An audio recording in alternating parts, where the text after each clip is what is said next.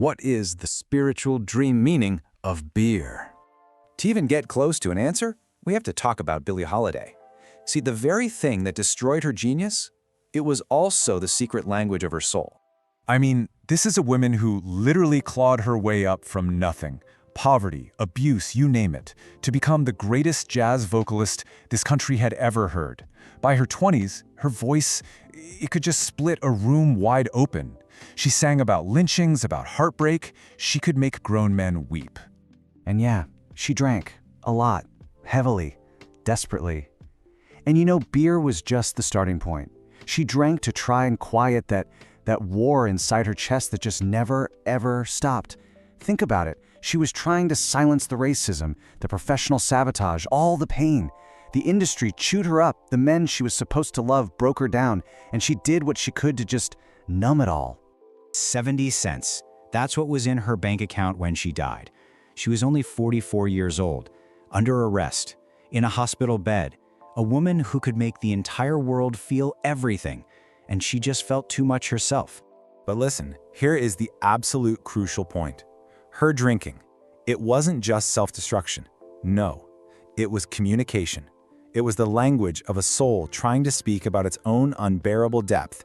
And so, when beer shows up in your dreams, it is speaking that exact same ancient language to you. All right, let's get right into this, because this isn't some abstract idea. This matters to you right now. Your dream is asking you some incredibly direct questions, and you need to answer them. So think about your dream for a second. Are you in it? I mean, are you the one drinking it? Or are you just sort of on the sidelines, watching it happen? And what are you doing with it? Is it an act of rejection, like you're pouring it down the drain? Or is it the opposite? Are you desperately reaching for it, like you can't live without it? Look, these are not small questions. This is everything. What's the feeling that comes with it? When you taste it in the dream, does it taste like relief or does it taste like regret? So, why these questions matter so much? To get it, you have to understand that beer isn't just a drink. It's one of humanity's oldest, most powerful symbols. Seriously, it's been woven into our story for something like 13,000 years. Just look at this duality. Beer holds two completely opposite truths at the same time. On one side, you've got the sacred. It's about community, celebration, letting go. The ancient Sumerians even had a goddess of beer, Ninkasi. But then there's the other side, the profane, the numbing, the hiding, the self-destruction. That's the war inside the chest we were talking about. Okay, so here's the bottom line. When beer shows up in your dream, it is not random. It's your subconscious using this ancient, totally loaded symbol to basically grab you by the shoulders and yell, "Pay attention to how you feel." So what is it screaming? What's the message? Well, it usually boils down to four primary truths that are fighting to break through when you have a dream like this. First, you are craving connection. And I don't mean just socializing, I mean real, messy, human connection. Second, you are numbing something. Exactly like Billie Holiday, your dream is putting up a huge red flag on a coping mechanism that is hurting you. Third, you are supposed to be celebrating something, or you desperately want to. Your soul is signaling a joy that you're just not letting yourself feel. And finally, number 4, you need to release your inhibitions. Your subconscious is literally asking you, who would you be if you weren't so damn afraid? Look, at the end of the day, this isn't really about a dream, is it? It's about your entire life. It's about finally understanding that your greatest pain and your greatest gifts, they're often completely inseparable. Billie Holiday's genius and her suffering were two sides of the same coin. That's a fact. And your dream about beer, it's showing you both sides of your coin. It's not just showing you the pain or the celebration. It's showing you the whole thing. And your job, it isn't to judge it. It's not to run from it. Your job is to listen. All right, part 2, we're getting straight to the diagnosis. So, forget what you think you know. Your dream wasn't just about beer. It was about the specific scene, the specific feeling. And those details, they're everything. We're about to break down the 10 most significant variations and the critical message each one is screaming at you. So listen up. Okay, first up, your social barometer. Think of this group of dreams as a total gut check. It's asking one simple thing. Are you actually connecting with people or are you just performing? Just look at this. The contrast is stark. Over here, you're drinking alone. And let's be clear, this is not about enjoying some quiet time. No. This is a red flag. It's your subconscious telling you you're dealing with your pain in private and it is a seriously dangerous habit. Then you've got this, drinking with friends. Your soul is literally screaming for your tribe. And it's not just about the people, right? It's about the laughter, that feeling of ease, of real, genuine belonging. Look, none of this means a damn thing if you don't do something about it. So here are your orders. Number 1, reach out to one person you have been avoiding. I don't care if you don't feel ready. Do it now. And number 2, you need to ask yourself the hard question. Where are you faking it? Where are you just performing this idea of belonging instead of actually feeling it? And this goes way deeper than just your social life. We're talking about your personal resources, your time, your joy, your energy. You act like it's an infinite well, but it's not. And your dreams? They know this, even if you're pretending you don't. What you're seeing here is basically a balance sheet for your spirit. It's that simple. You spill the beer in your dream, you are wasting something precious in real life. Could be time, love, a huge opportunity. You're just letting it leak away. Buying beer, that's your soul screaming for genuine restorative rest, not just distraction, real rest. And this one, someone else drinking your beer? Oh yeah, your subconscious sees the energy vampire that your waking mind keeps making excuses for. It's that clear. So what do? Here's the fix. Step 1, audit your life. Find the leak and plug it. Now.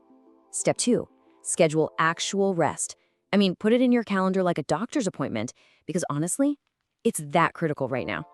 And 3, pinpoint who takes more than they give and protect your joy like your life depends on it, because it is not a renewable resource. Next up, this is when your gut screams. And believe me, these dreams are not subtle little hints. They are blaring 5-alarm fire bells from your subconscious. They're about your boundaries and the truth you are desperately trying to avoid. And I need you to listen very, very carefully right now. One of these dreams in particular, the one with the broken bottle, is a critical stop everything warning sign. It means a situation in your life isn't just bad, it has become hazardous. All right, let's break this down fast. Refusing a beer in your dream, that's your boundary muscle finally working. For God's sake, trust it. The beer taste bad? That sour taste, that's the flavor of the truth you keep forcing yourself to swallow. You have outgrown something, a job, a relationship, a belief. Stop pretending it still satisfies you. And the broken bottle? Listen, this means a situation is shattered. You have to stop walking on the broken glass and pretending it's safe. It's not. The action here is urgent first aid for your soul. Number 1, your dream just gave you permission to say no. Use it. 2, name it. Name the relationship, the job, the belief that has gone totally flat. You have to say it out loud. And 3, make one single, deliberate move to address the broken situation. Not tomorrow, today. Okay, now for the final set. I call this crossroads and ceremony. And these cover the 2 most powerful, most profound variations of this dream. We're talking about huge opportunities and a sacred meaning that's calling out your name. And this stuff is deep. On the one hand, a stranger offers you a beer. That is an unexpected opportunity knocking on your door right now. The real question is for you. Are you truly open to it? Are you just letting your fear dress up as discernment? And then, beer in a ceremony. This is plugging you back into something ancient, something sacred. It is a direct call for you to bring ritual and real intention into your own healing. So your mission, should you choose to accept it, is expansion. For the next 30 days, I want you to practice saying yes, and let's just see where this goes. Not being reckless, just being open. And second, create one small ritual. I don't care what it is. Light a candle, burn a letter, whatever. Your soul is starving for ceremony. Give it one. So, okay, we've looked at your social connections, your energy leaks, your screaming gut instincts, and these massive crossroads you're at. But here's the thing. All 10 of these dreams, every single variation we've talked about, they all boil down to one single fundamental question. Are you truly present in your own life? I mean, really think about that. Are you drinking it all in, deeply, consciously? Or are you just numbing out, performing for everyone, just surviving on autopilot? You know, Billie Holiday sang from her wounds because she had no other choice. You have a choice. She didn't. Your dreams are giving you the map to your own life. Don't you dare throw it away. Part 3. We are done interpreting. Now we get practical. This is about what you do. So, you had the dream. You probably even Googled it, right? You think you know what it means. But listen, that's just step one. Knowing something, well, it's totally worthless if you don't do anything with it. So this is about what comes next. All right, let's get into it. I'm going to lay out a few archetypes, a few paths. One of these is going to fit you. I want you to find yourself in this list, and when you do, don't hesitate. The work starts today, right now. Okay, first up, we're doing 2 audits. One for what's going on inside your head, and one for what's going on with the people around you. We're talking mind and connection. So, is this you? The woman who lives entirely in her head? The overthinker, the analyst, the one who's already read like 3 articles on this dream before her feet even hit the floor, yeah? Well, your assignment is pretty simple. Stop reading. And start writing. Here's what you're going to do. For 21 days, and I mean consecutive, no skipping, every single morning before you touch your phone, you write down whatever you remember from your dream. I don't care if it's just a weird feeling or a tiny fragment, get it on paper. Then, at the end of those 21 days, you're going to go back, and you're going to find the pattern. What's it trying to tell you, right? Are you drinking alone in the dream? Are the bottles breaking? Who's with you? The clues are there. Look, your subconscious is not being subtle at all. It is screaming at you. It's sending the same SOS signal over and over and over. And ignoring it, you're just putting off your own breakthrough. Listen to me. The pattern in your dreams is the pattern in your life, and you absolutely cannot fix what you refuse to see. All right, next up, the social butterfly who feels secretly empty. You know who I'm talking about. The woman who knows everybody but feels like nobody really knows her. You're constantly surrounded by people, but you feel completely and utterly alone. That dream you had, it's not about the party. It's about a deep, gnawing hunger for real connection. So, here's your assignment. This week, I don't mean next month, I mean this week, you're going to reach out to 3 people. And you're not just going to ask, hey, how are you? You're going to ask, how are you really doing? And then, this is the important part, you put your phone down and you just listen. Fully. Don't plan your response. Don't think about what to say next. Just absorb it. You know, think about it like this. It's like eating junk food for every meal. Sure, your stomach might feel full, but your body is literally starving for nutrients. That's exactly what all this surface-level chit-chat is. It's junk food for your soul. You have to get some real nourishment before that hunger turns into an actual crisis. All right, next section. We're moving from audits to boundaries. This is all about protecting your 2 most important resources, your energy and your creativity. Is this you? The caretaker? The one who's always pouring for everyone else until your own cup is just bone dry? If you had that dream where someone's taking your beer or you're left with an empty glass, you need to listen up. This one's for you. Okay, the practice itself is simple, but let me tell you, it is not easy. First, I want you to list the 5 people who drain your energy the most. Be ruthless, be honest. Then, next to each name, write down 1 boundary, just one, the one you've been too scared to set. And this week, you're going to enforce just one of them. Start small. Remember, no is a complete sentence. So is, I can't talk tonight. And I need you to hear this, so listen closely. This is not selfish. You cannot pour from an empty cup. That isn't some cute Instagram quote. It is a physiological fact. Emotional depletion literally makes you sick. Protecting your energy is not an indulgence. It is survival. Full stop. Okay, next up, for the creative woman whose fire has gone from a bonfire down to a single flickering ember. If your dream felt sacred, maybe ceremonial, or even just quiet and solitary, well, that's your creative spirit hammering on the door, desperate to get your attention. Your mission is to create a weekly release ritual. Just 20 minutes, that's all. Once a week, you're going to do something purely creative, just for you. This means no audience, no posting it to Instagram, absolutely zero judgment. The goal here is not to make something good. The goal is just to make something. Write a god-awful poem, paint a terrible picture. It doesn't matter. The whole point is the process, not the product. And let's be very clear about something. Suppressing your creativity isn't a passive thing. It's an active poison. It builds up inside you and it turns toxic. It becomes depression. It becomes rage. It becomes that flat gray numbness. Your gifts, they are not a cute little hobby. They are your life force. You either feed them or you lose them. It's that simple. All right, we're at the final section, and we're going even deeper now. We're talking about rituals for those huge life transitions and for your spirit. This one is for any woman who is right in the middle of a massive change.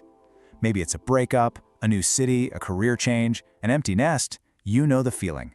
You feel totally adrift, like you're untethered. If you dreamed of flat beer, or spilled beer, or broken bottles, that is your soul screaming at you to mark this moment. So your ceremony is simple. You're going to write 2 letters. The first one is to the woman you were. You know, the one who had that job or was in that relationship, the one attached to that old identity.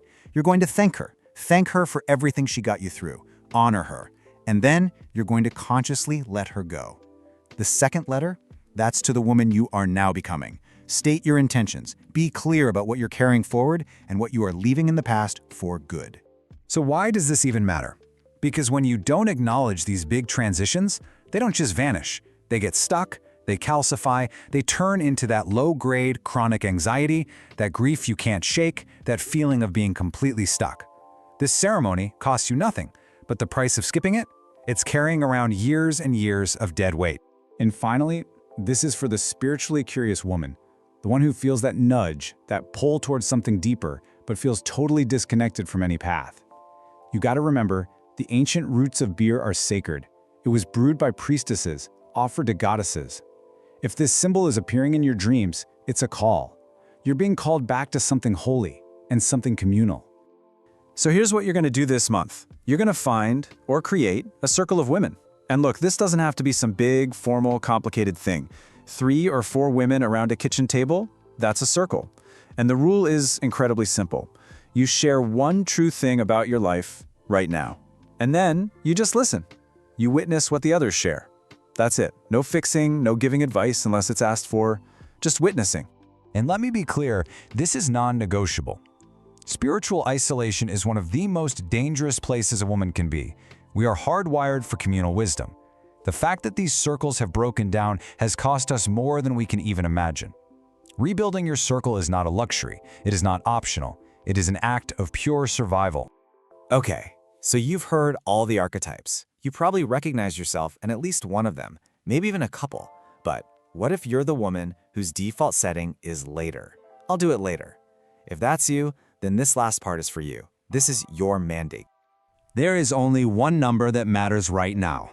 24. That's it. This is the 24-hour rule. I want you to pick one thing, just one. One insight from your dream, one of these practices we just talked about, whichever one hit you right in the gut. Write it down. And then you are going to do one small thing, just one tiny thing, in the next 24 hours to honor it. Not next week, not when things calm down, now. Why? Because later is the biggest lie your fear will ever tell you. It's the lie that keeps you small. It's what keeps you stuck. Think about Billie Holiday. She kept telling herself she'd get sober. Later. She'd leave those awful men. Later. She would finally rest. Later. She died at 44. Her later never came. Your dreams are not just random brain noise. They are the most honest, unfiltered conversation you will ever have with yourself. This dream showed up for a reason.